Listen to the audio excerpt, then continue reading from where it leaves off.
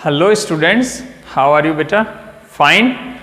So today we are going to discuss some name reactions. Name reactions पढ़ेंगे आज हम, ठीक है। सबसे पहली है कोलबेज इलेक्ट्रोलिसिस, ठीक है, डिकार्बोक्सिलेशन, कोलबेज इलेक्ट्रोलिसिस, और इसके बाद हेल्म-वुलहार्ड-ज़ेलेंस्की रिएक्शन।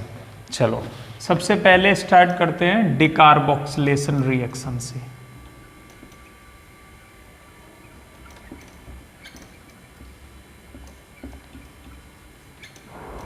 ठीक है बेटा, डिकार्बोक्सिलेशन रिएक्शन वर्ड से समझ में आ रहा होगा। डिकार्बोक्सिलेशन मतलब कार्बोक्सिल ग्रुप को डी मतलब रिमूव कर रहे हैं, ठीक है। तो मैं यहां ब्रैकेट में लिख दे रहा हूं removal of CO2, removal of CO2। Simple सा मतलब है इसका। डिकार्बोक्सिलेशन का सिंपल सा मतलब है कार्बन डाइऑक्साइड गैस का मॉलिक्यूल के अंदर से निकल जाना, ठीक है। कैसे होगा? जब कार्बोक्सिलिक एसिड अपने अपने सोडियम या पोटेशियम सॉल्ट की फॉर्म में हो और उसकी रिएक्शन आप करा दो सोडा लाइम से, ठीक है, दैट इज NaOH और CO का मिक्सचर, ठीक है, 3:1 के प्रोपोर्शन में होगा वो। तो वहां से क्या है, CO2 इवॉल्व हो जाती है और बन जाता है एल्केन। कैसे देखो आपको समझाते हैं हमने लिया, मैं डायरेक्ट ले रहा हूं RCOONA, ठीक है। यहां पे नेगेटिव रहता है, यहां पॉजिटिव रहता है, ये सब आप जानते हो। ये क्या है? Sodium salt of carboxylic acid, sodium salt of carboxylic acid, ठीक है। और इसकी रिएक्शन आप कराते हो NaOH से, ठीक है, और CaO की प्रेजेंस में, और हीट कराते हो तो क्या होगा, यहां से ये पूरा पार्ट निकलता है, ठीक है। ये CO2Na और यहां से O, ये पूरा पार्ट निकल जाता है, ठीक है। क्या होता है फिर, ये H उस वाले R से जाके अटैच हो जाएगा जो इसकी वैलेंसी फ्री है। तो क्या बन गया, RH बन गया, सिंपल, दैट इज एल्केन बन गया, एक हाइड्रोकार्बन मिल गया आपको। और साइड प्रोडक्ट क्या होता है, उसमें से CO2 इवॉल्व हो गई और Na इसके साथ आ गया, दैट इज Na2CO3। फिर वो CO2 इसके साथ मिक्स हो जाती है, इसलिए कंपाउंड बनता है Na2CO3। बात समझ में आ रही है? लेकिन मेरा पर्पस ये है तुमसे कहना कि अल्टीमेटली हो क्या रहा है, sodium salt of carboxylic acid या potassium salt of carboxylic acid के अंदर से CO2 ग्रुप अलग हो रहा है, दैट इज डिकार्बोक्सिलेशन हो रहा है, ठीक है। तो क्या बनता है, एल्केन बनता है और सोडियम कार्बोनेट बनता है। अच्छा कभी कभी, अच्छा ये क्या है, आपको हीट कराना पड़ रहा है, लेकिन अगर यहां पे ये जो R है, यहां पे अगर कोई इलेक्ट्रॉन विथड्रॉइंग ग्रुप लगा दो आप इसकी बीटा पोजीशन पे, किस पे, बीटा पोजीशन पे, तो ये रिएक्शन और आराम से होती है, और आराम से होती है रिएक्शन। कैसे? मान लो आपने ये ले लिया CO CH3 CH2 C double bond ONA, ठीक है। अब इसमें क्या होगा, देखो ये रही अल्फा पोजीशन, ये रही बीटा, बीटा पे CO ग्रुप लगा हुआ है, इलेक्ट्रॉन विथड्रॉइंग ग्रुप होना चाहिए, है ना। CO क्या इलेक्ट्रॉन विथड्रॉइंग ग्रुप है, ऑक्सीजन कार्बन से खींचेगा, ये इलेक्ट्रोफिलिक बन गया, ये किससे खींचेगा, अब इससे खींचना, इधर की डायरेक्शन में खींचना स्टार्ट करेगा। या NO2 ग्रुप लगाओ, कोई भी इलेक्ट्रॉन विथड्रॉइंग ग्रुप लगाओ, तो ये रिएक्शन और आसानी से होती है। फिर यहां पे क्या है, आपको सिंपल, ठीक है, फिर यहां पे क्या है, आपको ये NaOH और CO नहीं चाहिए, आप क्या है, इसको सिंपल हीट करा दीजिए, सिंपल हीट करा दीजिए। तो क्या होगा, यहां से आपको सीधा एल्केन मिल जाएगा CH3CO, और ये जो CH2 है, देखो जो लास्ट वाला कार्बन है ये CO2 निकलेगा यहां से, ठीक है। ये वाला कार्बन है, इसकी वैलेंसी खाली होगी और ये वाटर से जो इसके साथ मीडियम में होगा, जैसे Na+ आया ना, तो Na+ कहां से आया होगा, NaOH से तो आया होगा, कभी तो sodium salt of carboxylic acid बना। तो ये क्या है, फिर लास्ट में प्रोटोनेट कर लेता है और इस पे एक H आके लग जाता है, सिंपल, तो CH3CO CH3 बन जाता है, ठीक है। मतलब मैं ये कहना चाहता हूं, अगर कार्बोक्सिलिक एसिड का जो अमोनियम सॉल्ट लिया है उसकी बीटा पोजीशन पे इलेक्ट्रॉन विथड्रॉइंग ग्रुप लगा देते हो, तो जो जो यहाँ पे रिमूवल ऑफ CO2 हो रहा है, जो डिकार्बोक्सिलेशन हो रहा है, वो और इजीली होगा। सिंपल हीटिंग पे वो क्या प्रोडक्ट बना देगा, आपको एक हाइड्रोकार्बन दे देगा। दैट इज यहाँ पे CO2 निकल जाएगा और यहाँ पे CH3 आ जाएगा। आप बोलोगे सर यहाँ तो कीटोन है, हाइड्रोकार्बन कहाँ है? मेरा कहने का मतलब है यहाँ पे कोई ग्रुप सब्स्टिट्यूट नहीं होगा, खाली हाइड्रोजन आके लगेगा। यहाँ से ये वाला पार्ट हटा दो आप, ठीक है। अच्छा, कभी ऐसी कंडीशन आ जाए बेटा, कभी ऐसी कंडीशन आ जाए कि एक ही कंपाउंड के अंदर 2 COOH ग्रुप लगे हों, 2 COOH ग्रुप लगे हों, तो आप सिंपल हीट करा दो एसिटिक एसिड, दैट इज किसी भी वीक एसिड की प्रेजेंस में एसिटिक एसिड ले लो तो डिकार्बोक्सिलेशन हो जाता है।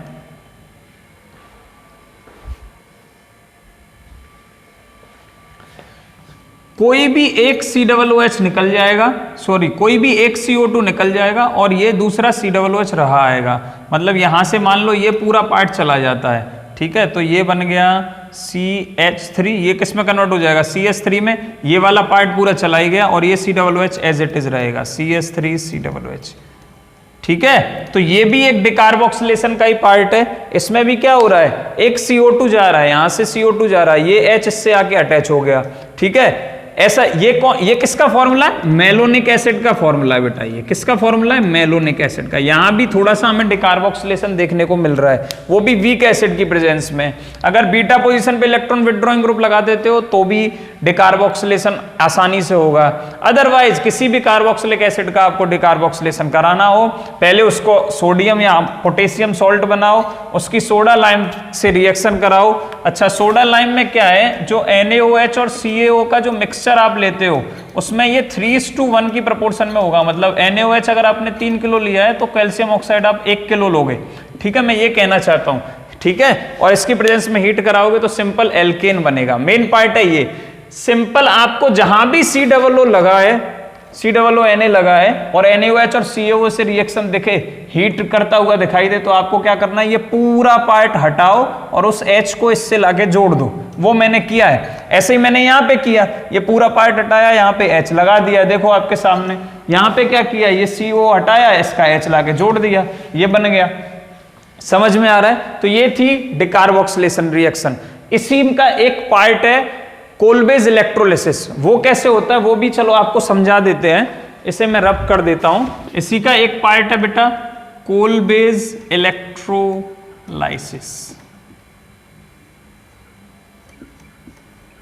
देखो इसमें क्या होता है, सिंपल सा टॉपिक है ये, ज्यादा कुछ नहीं है। इलेक्ट्रोलिसिस होती है सोडियम या potassium salt of carboxylic acid की, ठीक है। क्लोरीन गैस एनोड पे लिबरेट होती है और हाइड्रोजन गैस कैथोड पे लिबरेट होती है, ठीक है। होता है सिंपल सी रिएक्शन ये है कि RCOO नेगेटिव Na पॉजिटिव का क्या होता है बेटा, इलेक्ट्रोलिसिस होती है, ठीक है। क्या होता है, इलेक्ट्रोलिसिस होती है, ठीक है। किस में कराते हैं, वाटर के अंदर कराते हैं, सिंपल सी बात है, ठीक है। और क्या बनता है यहाँ से, इसके 2 मोल लोगे आप और यहाँ पे RR एक एल्केन बनेगा और दूसरा यहाँ से Na2CO3 निकल जाता है, ठीक है। इंपॉर्टेंट पॉइंट क्या है इस रिएक्शन के बारे में, जो क्लोरीन गैस लिबरेट होगी, मतलब निकलेगी, chlorine gas liberate at anode पे निकलेगी। और बहुत इंपॉर्टेंट है, ये 1-1 नंबर क्वेश्चन है। और हाइड्रोजन गैस है वो कहाँ लिबरेट होगी, कैथोड पे होगी,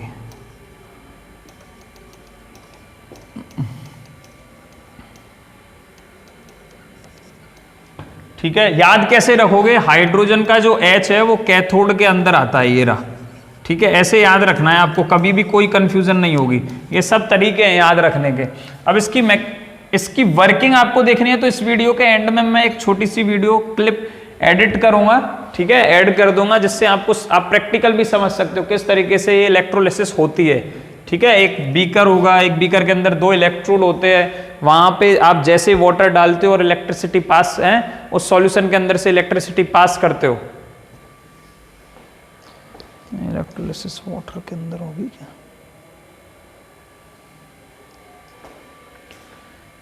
ठीक है।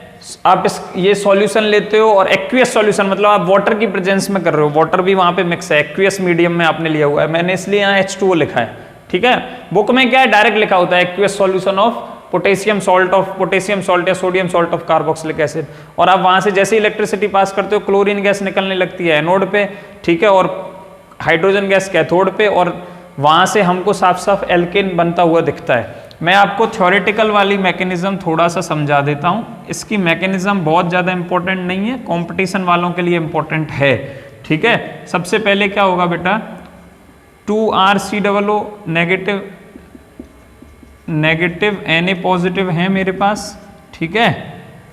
यहां से क्या होता है, सिंपल, मुझे RCOO Na नेगेटिव अलग हो जाते हैं और यहां से 2Na पॉजिटिव अलग हो जाते हैं। समझ में आ रहा है? अब देखो एट एनोड पे क्या रिएक्शन हो रही होती है, एनोड पे क्या होता है आप बताओ, एनोड पे ऑक्सीडेशन होता है। ये सब चीजें आपको पहले से इलेक्ट्रोकेमिस्ट्री से याद होनी चाहिए। एनोड पे हमेशा ऑक्सीडेशन होता है, तो एनोड पे मैंने क्या लिया, RCOO नेगेटिव, ये जो यहाँ लिखा हुआ है, ठीक है, इसके 2 मोल लेता हूं, RCOO नेगेटिव, क्योंकि यहाँ पे भी 2 मोल हैं। क्या होगा, एक इलेक्ट्रॉन ये लूज करेगा, ये नेगेटिव चार्ज चला जाएगा, एक इलेक्ट्रॉन ये लूज करेगा, यहां से आपने 2 इलेक्ट्रॉन निकाले, इलेक्ट्रॉन गया तो यहाँ इसका ऑक्सीजन का एक इलेक्ट्रॉन तो बचेगा, तो ये फ्री रेडिकल्स बन जाते हैं। RCOO एक, सॉरी नेगेटिव चार्ज नहीं आएगा, अब यहाँ पे क्या है, फ्री रेडिकल आएगा, प्लस फिर से दूसरे मॉलिक्यूल का भी क्या बन रहा होगा, RCOO फ्री रेडिकल, ठीक है। अब ये क्या है, ये ज्यादा स्टेबल नहीं है फ्री रेडिकल, तो यहां से ये फिर से ये जो बॉन्ड है R और C का, ये बॉन्ड क्लीव होता है बेटा, यहां से क्या है, ये बॉन्ड क्लीव होता है होमोलिटिकली, इस बॉन्ड का एक इलेक्ट्रॉन R पे, एक इलेक्ट्रॉन C पे, ठीक है। तो इसने क्या बना दिया, R रेडिकल अलग हो गया और यहां से CO एक रेडिकल इसका, और ऑक्सीजन पे जो ऊपर यहां पे जो रेडिकल दिखाया हुआ है, ये रेडिकल का मतलब है एक इलेक्ट्रॉन है, 2 इलेक्ट्रॉन आता है तब नेगेटिव आता है, ये याद रखना, एक्स्ट्रा इलेक्ट्रॉन आता है तब नेगेटिव आता है, एक्स्ट्रा इलेक्ट्रॉन चला गया, नेगेटिव चला गया, न्यूट्रल है, अपने एक इलेक्ट्रॉन को लेकर बैठा है। ये दोनों इलेक्ट्रॉन मिलके, ये जो दोनों इलेक्ट्रॉन मैंने बनाए हैं यहाँ पे, ये दोनों इलेक्ट्रॉन मिलके क्या करेंगे बेटा, एक बॉन्ड फॉर्म कर लेंगे। तो एक CO2 तो यहां से निकला, 1 मोल निकल गया, R रेडिकल अभी एज इट इज है। सिमिलरली यहां पे भी होगा, यहां पे क्या होगा, ये बॉन्ड का एक इलेक्ट्रॉन इस पे शिफ्ट, एक इलेक्ट्रॉन इस पे शिफ्ट, ठीक है। तो क्या बना, O पे पहले से फ्री रेडिकल था, C डबल बॉन्ड O, ये बॉन्ड का एक इलेक्ट्रॉन इस पे आ गया, ये आ गया, प्लस ये बॉन्ड टूट गया और R रेडिकल बन गया अलग से, तो ये इन दोनों इलेक्ट्रॉन से मिलके एक बॉन्ड बन गया। तो एक CO2 तो ये और एक CO2 ये दोनों मिलके यहां से 2 मोल तो निकल गया बेटा CO2, मैं इसे लिख दे रहा हूं वैसे, 2 मोल तो यहां से CO2 इवॉल्व हो गई, ठीक है। अब ये R रेडिकल बचे दोनों मॉलिक्यूल के, ये दोनों आपस में मिक्स हो जाते हैं, इसका एक इलेक्ट्रॉन जाएगा, इसका एक इलेक्ट्रॉन आएगा, 2 इलेक्ट्रॉन से मिलके एक बॉन्ड यहां पे बन जाता है, ये बन गया RR, एल्केन की फॉर्मेशन हो गई, ये रही एल्केन की फॉर्मेशन हो गई।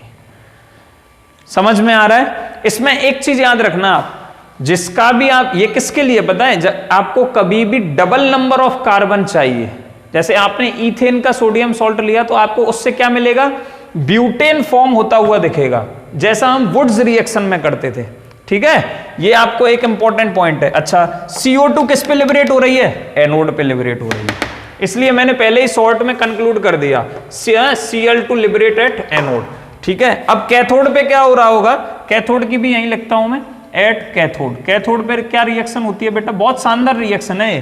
देखो कैथोड पे क्या होता है, ये जो निकले हैं यहां से Na+, दो Na+ को अलग अलग लिख रहा हूं मैं आपको समझाने के लिए, ठीक है। ये जो 2 इलेक्ट्रॉन निकले थे ना, एक इलेक्ट्रॉन आएगा, ये दोनों इलेक्ट्रॉन आके यहां ऐड होंगे, एक इस पे जाएगा और दूसरा इस पे जाएगा, और यहां पे क्या होगा, Na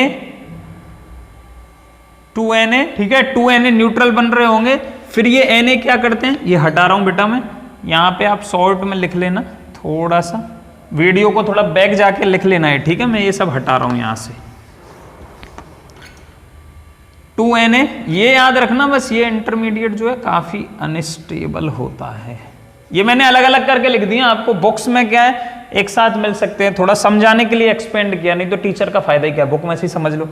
ठीक है, ये 2Na बन गया, ये वाटर से रिएक्शन करके क्या बना देते हैं 2 मोल ऑफ NaOH। ठीक है,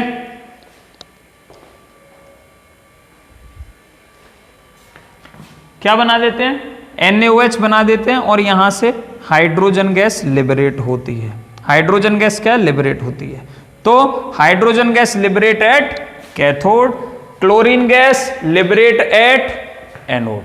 समझ में आ रही है? तो ये थी बेटा कोलबेज electrolysis.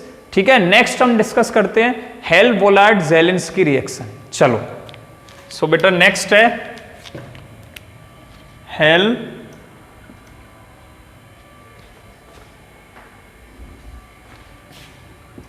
वोल्हार्ड-ज़ेलिंस्की reaction. Again, it is a name reaction and very important. Mechanism इसकी इंपॉर्टेंट नहीं है, इसलिए मैकेनिज्म हम नहीं कराएंगे। ठीक है, नेम रिएक्शन इंपॉर्टेंट है। लेकिन क्या होता है इसमें, ऐसे कार्बोक्सिलिक एसिड्स जिनके अंदर अल्फा हाइड्रोजन होता है, ठीक है, उनकी रिएक्शन अगर मैं किसी हेलोजन से कराऊं, किसकी प्रेजेंस में, रेड फॉस्फोरस की प्रेजेंस में, तो वो हेलोजन अल्फा हाइड्रोजन को रिप्लेस करके कार्बोक्सिलिक एसिड के अंदर एंट्री मार देता है।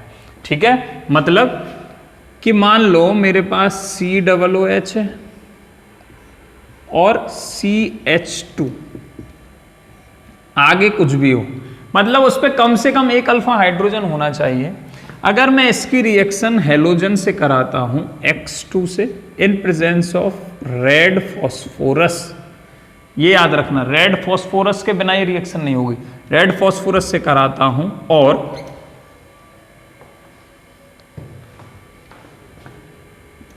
ठीक है, फॉलोड बाय हाइड्रोलिसिस। ठीक है, H3O+ that is acidic hydrolysis. तो क्या होता है, यहाँ जो भी आपने X लिया है, यहाँ X हो सकता है क्लोरीन या ब्रोमीन, दोनों में से कोई भी। ठीक है बेटा, कौन हो सकता है, क्लोरीन या ब्रोमीन।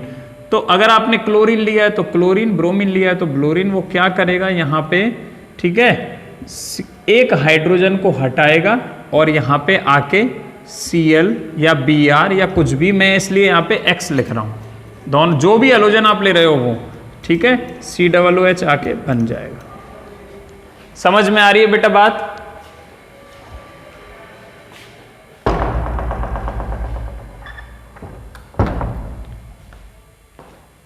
ठीक है, इसको क्या बोलते हैं, alpha hello carboxylic acid form कर देता है और इसी को बोलते हैं हेल-वोल्हार्ड-ज़ेलिंस्की रिएक्शन। बात समझ में आ रही है? एक साइंटिस्ट का नाम है, ठीक है, उनके नाम से रिएक्शन है। क्लियर? बहुत इंपॉर्टेंट है, याद रखना। समझ में आ रही है बात? और कुछ इसमें ज्यादा वो नहीं है। देखो इसमें रेड फॉस्फोरस का क्या काम होता है, थोड़ा सा इंफॉर्मेशन मैं दे देता हूं आपको। रेड फॉस्फोरस, जैसे मान लो रेड फॉस्फोरस के साथ हेलोजन रिएक्ट करती है Br2 और सबसे पहले यहाँ पे PbR3 जैसा बना देगी या PCl3 जैसा बना देगी। फिर आपको याद है PbR3 की कार्बोक्सिलिक एसिड से रिएक्शन कैसे होती थी, ठीक है, वो हेलोजन इसे सप्लाई कर देता है, एनोलाइज हो जाता है। लेकिन उसमें आपको नहीं जाना है, सिंपल आपको क्या याद रखना है, अल्फा कार्बन पे से उसके हाइड्रोजन को रिप्लेस करके हेलोजन बैठ जाता है। अब एक चीज इसमें, एक केस इसमें बन सकता है, मान लो आपने ये ले लिया CH3COOH और आप लेते हो X2 in presence of red P और उसकी करा देते हो हाइड्रोलिसिस, तो ये क्या बन जाएगा, एक यहाँ पे हेलोजन आके बैठ जाएगा और ये हाइड्रोजन एज इट इज रहेंगे और ये COOH एज इट इज। फिर से कराते हो, मान लो X2 रेड P, क्या होगा, एक और एच जाएगा, ठीक है, एक और एच जाएगा, क्या आएगा यहाँ पे X आ जाएगा। मतलब जब तक उसके पास अल्फा हाइड्रोजन है तब तक ये रिएक्शन पॉसिबल है। समझ में आया? आपने अगर 3 मोल ले लिए तो तीनों मोल क्या है, 3x3, 3 यहाँ पे तीनों क्या है, हाइड्रोजन निकल जाएंगे और X आ जाएगा। सिंपल सी कैलकुलेशन है। समझ में आ गया। एक तो ये चीज है इस रिएक्शन के अंदर, ये याद रखना है आपको। ये सीक्वेंस करा सकते हो आप जितना चाहे उतना, कब तक, जब तक उसके पास अल्फा हाइड्रोजन। जिसके पास अल्फा हाइड्रोजन है नहीं है, उनके लिए ये रिएक्शन अप्लाई नहीं होगी, ये आप याद रखोगे, ठीक है। एक और केस है इसमें, क्या है कि मान ये रिएक्शन यूजफुल कहाँ होती है, मान लो आपके पास ये बन गया RCH COOH, ठीक है, और X मान लो मैं यहाँ पे Cl, मैंने Cl सब्स्टिट्यूट किया, ये Cl बन गया। अब मैं इसकी एक्वियस KOH से रिएक्शन करा दूं, तो एक्वियस KOH की प्रेजेंस में आपके दिमाग में है क्या बनता था, एल्कोहल बनता है। तो आप क्या करोगे, Cl को हटाओ और सीधा OH लगाओ, तो यहाँ पे फिर आप आगे न्यूक्लियोफिलिक सब्स्टिट्यूशन की तरफ मूव कर सकते हो। मैं ये कहना चाहता हूँ, अगर आप इसकी रिएक्शन मान लो KCN से कराते हो, KCN से रिएक्शन कराओगे तो क्या बनेगा, RCH COOH, और यहाँ पे क्या आ जाएगा, Cn आ जाएगा, जिसकी आप हाइड्रोलिसिस करोगे तो ये भी COOH बन जाएगा। समझ में आ रहा है। नंबर ऑफ यूजेस हैं फिर इसके हेलोजन में एक बार कन्वर्ट होने के बावजूद। तो ये थी बेटा हेल-वोलार्ड-ज़ेलिंस्की रिएक्शन। इसमें रिएजेंट याद रखना है, minimum what is the minimum requirement for the Hell Volhard Zelinsky reaction, that is alpha hydrogen should be there on carboxylic acid, in carboxylic acid, and the reagents are halogen का molecule in presence of red phosphorus followed by acidic hydrolysis, ठीक है। इसके बाद हम देखते हैं बेटा electrophilic substitution reaction of carboxylic acid, वो भी ज्यादा बड़ा टॉपिक नहीं है, ठीक है। इलेक्ट्रोफिलिक रिंग सब्स्टिट्यूशन, ठीक है, मतलब जो कार्बोक्सिलिक एसिड रिंग वाले हैं, दैट इज बेंजीन रिंग पे मान लो कार्बोक्सिलिक एसिड अटैच है, ठीक है। मैं थोड़ा शॉर्ट में करा रहा हूं क्योंकि उतना ज्यादा डिटेल में जाने की इसमें जरूरत नहीं है, जो इंपॉर्टेंट पॉइंट है वो मैं आपको बता दूंगा। आप क्या कराना चाहते हो, इलेक्ट्रोफाइल सब्स्टिट्यूट कराना चाहते हो, ठीक है। COOH कौन है बेटा, इलेक्ट्रोफाइल। सबसे पहले इलेक्ट्रोफाइल सब्स्टिट्यूट कराना चाहते हो, कौन कौन सी चीजें आती थी इलेक्ट्रोफिलिक सब्स्टिट्यूशन में, नाइट्रेशन आता था सर, सल्फोनेशन आता था सर, हेलोजिनेशन आता था सर, और फ्रिडल क्राफ्ट रिएक्शन आती थी, एसाइलेशन और एल्काइलेशन बोथ, ठीक है। नाइट्रेशन के रिएजेंट HNO3 तो मिनिमम है, इसके साथ कभी कभी कैटलिस्ट H2SO4 भी यूज होता है। सल्फोनेशन में कॉन्सेंट्रेटेड H2SO4 यूज होता है, और यहाँ पे हेलोजिनेशन में Br2 ले लो किसी भी लुईस एसिड की प्रेजेंस में, दैट इज मान लो FeBr3 की प्रेजेंस में या खाली आयरन की प्रेजेंस में, ठीक है। फ्रिडल क्राफ्ट के रिएजेंट RX, अगर आप एल्काइलेशन करा रहे हो RX in presence of anhydrous AlCl3, ठीक है, या फिर आप एसाइलेशन करा रहे हो तो RCOCl in presence of anhydrous AlCl3। ये सब चीजें आपको पहले से पता है, अब मैं बार बार नहीं बताऊंगा, इसलिए मैंने पहले ही कंक्लूड करके रख दिया, एक ही बार में एक ही बोर्ड पे सब चीजें खत्म कर दूंगा मैं। देखो कार्बोक्सिलिक एसिड का बीच में बनाओ बेटा, बेंजोइक एसिड को आप बीच में ड्रॉ करो, सबसे बेस्ट। अगर बेंजीन रिंग पे इलेक्ट्रॉन डोनेटिंग ग्रुप सब्स्टिट्यूट होता और आप इलेक्ट्रोफिलिक सब्स्टिट्यूशन कराते हो तो कहां होता था, ऑर्थो और पैरा पे। लेकिन अगर इलेक्ट्रॉन विड्रॉइंग ग्रुप लगा हुआ है तो वो कौन सी पोजीशन पे सब्स्टिट्यूट होंगी, मेटा पे।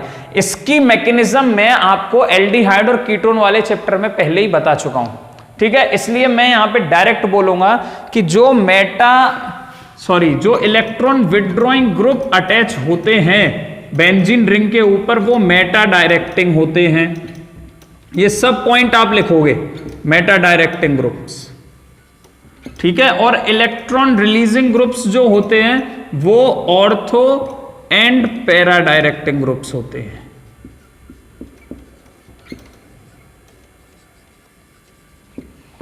समझ में आ रहा है बेटा। अच्छा, COOH क्या है, COOH क्या है, इलेक्ट्रॉन विदड्रॉइंग ग्रुप है। COOH क्या है, इलेक्ट्रॉन विदड्रॉइंग ग्रुप है, जैसे CHO एल्डिहाइड का होता था। इसलिए मैंने बोला कि मैकेनिज्म ऑलरेडी बता चुका हूं, ठीक है, और मैकेनिज्म यहां पे इंपॉर्टेंट भी नहीं है, ठीक है। यहां पे क्या है, COOH क्या है, इलेक्ट्रॉन विदड्रॉइंग ग्रुप है। तो मेरा आने वाला नाइट्रेशन का NO2 हो, यहां से हमें क्या मिलता था, NO2 ग्रुप सब्स्टिट्यूट होता है, यहां से क्या सब्स्टिट्यूट होता है, SO3H सब्स्टिट्यूट होता है, यहां से Br सब्स्टिट्यूट होगा, मतलब अगर आपने Cl2 लिया है तो Cl सब्स्टिट्यूट होगा, Br2 लिया है तो Br सब्स्टिट्यूट होगा।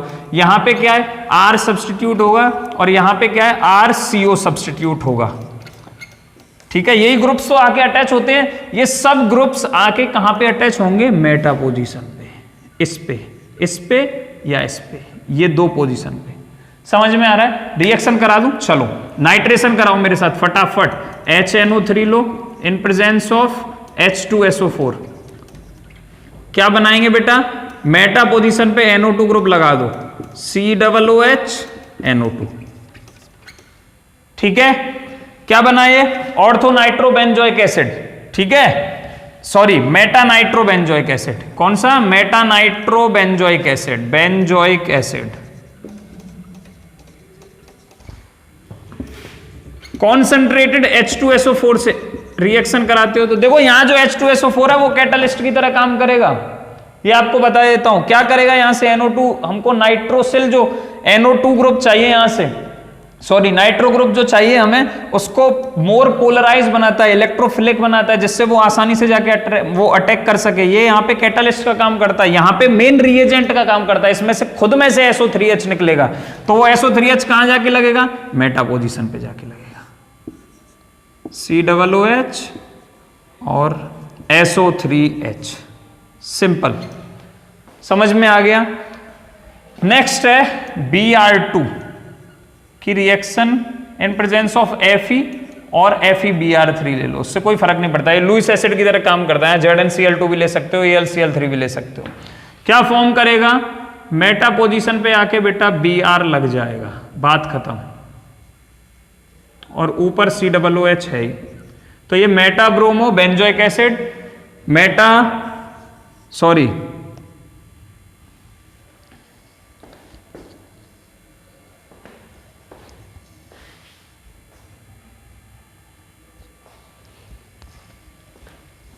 यहां पे क्या नाम होगा इसका, मेटा सल्फो बेंजोइक एसिड। ये तो इसके कॉमन नेम्स हैं ये मेटा वाले।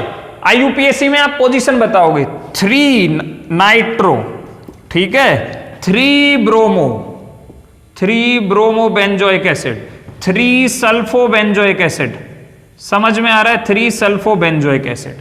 ठीक है, अब आओ इस पे, फ्रेडल क्राफ्ट रिएक्शन का सब्स्टिट्यूशन तो रह गया, एक और रह गई है बस, यहीं पे आपका ये चैप्टर खत्म हो जाएगा।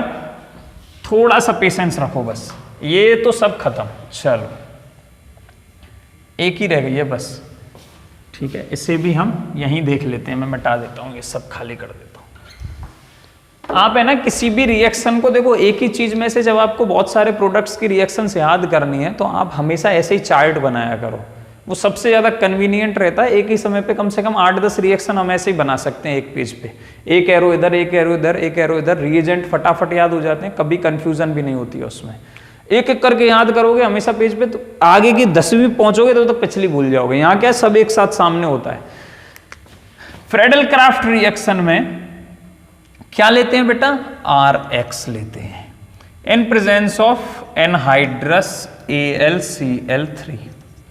ये क्या है, फ्रेडल क्राफ्ट एल्काइलेशन है।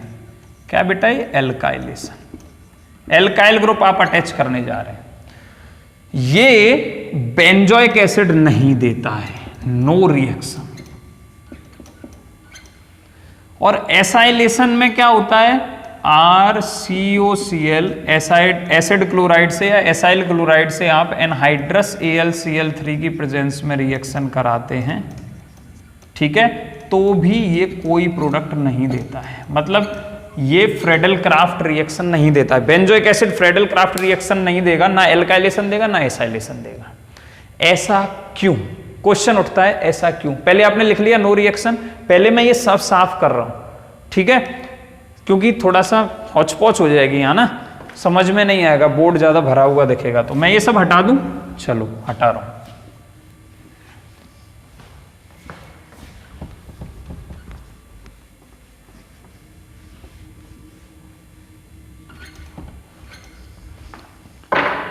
देखो बेटा सुनो, यहां पे क्या है, आप RX को तोड़ते हो इन प्रेजेंस ऑफ एनहाइड्रस AlCl3, और यहां पे क्या है, आप RCOX को तोड़ते हो इन प्रेजेंस ऑफ, आप ये वाला बॉन्ड क्लीव करना चाहते हो, ठीक है, इन प्रेजेंस ऑफ एनहाइड्रस AlCl3। मैंने आपको एक बार बताया था, जब इलेक्ट्रोफिलिक सब्स्टिट्यूशन हो, मतलब कभी भी कोई भी रिएक्शन करानी हो दो के बीच में, तो या तो दोनों स्ट्रांग हो या उनमें से कम एक स्ट्रांग हो, दूसरा वीक हो, तो भी रिएक्शन हो जाएगी। लेकिन दोनों ही वीक हैं तो रिएक्शन नहीं होगी। यहां क्या होता है, बेंजोइक एसिड है, कार्बोक्सिल ग्रुप क्या है, यहां से पहले से ही बेंजीन रिंग से ऊपर की तरफ इलेक्ट्रॉन विड्रॉ कर रहा होता है, खींच रहा है। तो पहले से ही क्या कर रहा है, ये जो बेंजीन रिंग है इसको ये लेस न्यूक्लियोफिलिक बना रहा है। ये कार्बोक्सिल ग्रुप क्या कर रहा है, इसे बेटा लेस न्यूक्लियोफिलिक बना रहा है, ठीक है। आप लैंग्वेज की टेंशन मत करो, लैंग्वेज तो आपको स्क्रीन पे नीचे दिख जाएगी, ठीक है। आपको आंसर में क्या लिखना है कि जब आपसे पूछा जाए why benzoic acid does not give Friedel craft reaction, acylation और एल्काइलेशन, तो वो क्या लिखना है आपको स्क्रीन पे दिखाई दे रहा होगा, लेकिन आप इसे समझ लो अच्छे से। ये क्या लेस न्यूक्लियोफिलिक बनाता है, कौन, कार्बोक्सिलिक एसिड, क्योंकि इलेक्ट्रॉन विड्रॉइंग ग्रुप है। पहले ही कमी तो ये हो गई। तो क्या है, आने वाला जो इलेक्ट्रोफाइल है ये तो क्या हो गया, अब वीक न्यूक्लियोफाइल हो गया। क्या हो गया बेटा, ये वीक न्यूक्लियोफाइल हो गया। बात समझ में आ रही है। अब आने वाला जो इलेक्ट्रोफाइल है, अगर न्यूक्लियोफाइल वीक है तो मैंने क्या बोला, कम से कम दूसरा तो स्ट्रांग होना चाहिए। आने वाला जो इलेक्ट्रोफाइल है वो भी वीक होता है यहां पे। सॉरी बेटा, आने वाला जो इलेक्ट्रोफाइल है वो भी वीक होता है बेटा। अब अगर मानो ये भी वीक है तो कैसे रिएक्शन होगी, सर इसे स्ट्रांग बनाने के लिए ही तो हम लुईस एसिड लेते थे। ये भी पॉइंट है तुम्हारा, सही बात है, लुईस एसिड लेते थे, सही है। लेकिन यहां जो तुम ये लुईस एसिड लेते हो ना, इससे पहले कि ये इसे पोलर बनाए, ये क्या करता है पता है, AlCl3, यहां ये जो COOH है, इसे थोड़ा सा मिटा रहा हूं बेटा ऊपर की तरफ से। यहां ये जो COOH है इसे थोड़ा ऐसे लिखो एक्सपेंड करके। ये AlCl3 क्या है, इसके पास ऑर्बिटल खाली होती है, तुम्हें पता है, p ऑर्बिटल खाली होती है। एल्युमिनियम में 3 बॉन्ड बनाए हुए हैं, तो एक p ऑर्बिटल खाली होती है, ग्रुप 13 का एलिमेंट है। ऑक्सीजन पहले ही इसे में आके बैठ, मतलब अपने इलेक्ट्रॉन दे देता है, मतलब AlCl3 क्या है, ऑक्सीजन से आके अटैच हो जाता है इस तरीके से। इसको छोड़ के चला जाता है। अब ये बेचारा क्या करे, ये कुछ नहीं कर सकता, इसलिए यहां पे कोई रिएक्शन नहीं होती है।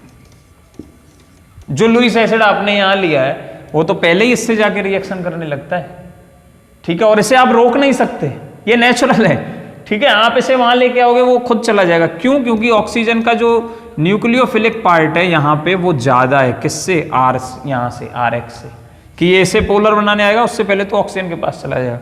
सिमिलरली यहां भी होता है, इस बॉन्ड को क्लीव करने से पहले AlCl3 ऑक्सीजन के पास जाके बैठ जाता है इस तरीके से। अब कैसे रिएक्शन होगी, नहीं होगी। इसलिए यहां पे क्या है, इलेक्ट्रोफाइल भी वीक रह जाता है और न्यूक्लियोफाइल तो वीक है ही, क्योंकि इलेक्ट्रॉन विड्रॉइंग ग्रुप अटैच है जो बेंजीन रिंग को डीएक्टिवेट करती रहती है ना, इलेक्ट्रोफिलिक सब्स्टिट्यूशन के लिए। ये अगर अच्छी न्यूक्लियोफाइल होती बेंजीन रिंग, यहां पे कोई इस पे इलेक्ट्रॉन रिलीजिंग ग्रुप अटैच होता तो रिएक्शन ये कर लेती, लेकिन ये नहीं कर रही है। समझ में आ रहा है। इसलिए आपको मैं एक क्लिक कराता हूं, कुछ पुरानी चीजें याद दिलाता हूं कि जब बेंजीन रिंग के ऊपर इलेक्ट्रॉन रिलीजिंग ग्रुप लगा हो किसी भी पोजीशन पे, देखो मैं यहां अटैच कर रहा हूं, इसका मतलब किसी भी पोजीशन पे, तो क्या है वो अच्छा इलेक्ट्रोफिलिक सब्स्टिट्यूशन देगा।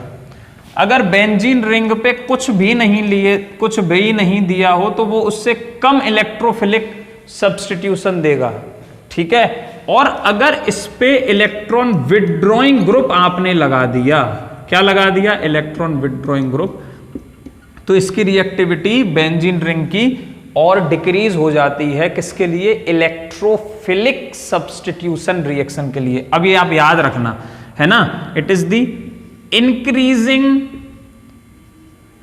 Order of benzene towards increasing order of reactivity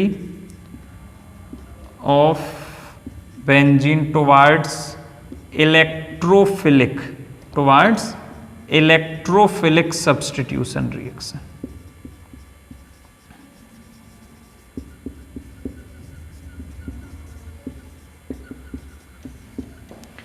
ठीक है बेटा, तो इलेक्ट्रोफिलिक सब्स्टिट्यूशन में आपने देखा बेंजीन रिंग के में नाइट्रेशन आपको पढ़ाया, सल्फोनेशन आपको पढ़ाया, हेलोजनेशन आपको पढ़ाया। फ्रेडल क्राफ्ट नहीं देती है, क्यों नहीं देती है आपको अच्छे से समझाया। यहां पे ये चैप्टर कंप्लीट होता है।